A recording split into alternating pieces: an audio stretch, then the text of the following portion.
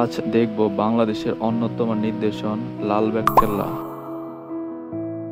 লালবাগ কেল্লার রহস্য, নিদর্শন কোথায় অবস্থিত এবং কারা তৈরি করেছিল, তার সাথে দেখব কেমনে যাব এবং কত টাকা লাগবে, সব জানাবো আজকের ভিডিওতে।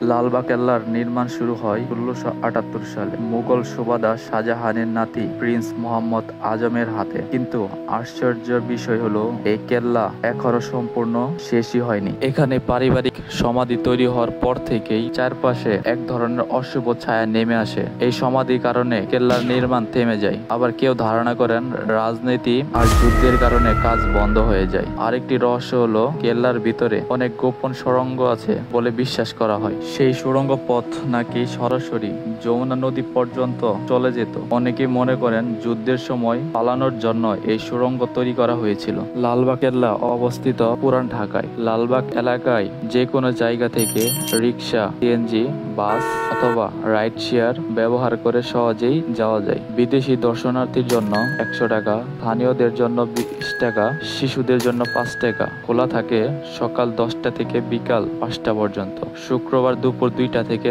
খোলা হয়। ভিতরে যা দেখার মতো: পারি বিবির সমাধি, সুবাদার শায়েস্তা খার মসজিদ, লালবাগ মসজিদ, সুবিশাল প্রাসাদ ও সুন্দর বাগান, জাদুঘর। কেল্লার ভিতরে পুরনো নিদর্শন প্রদর্শিত হয়, পতিত গোপন সুড়ঙ্গ।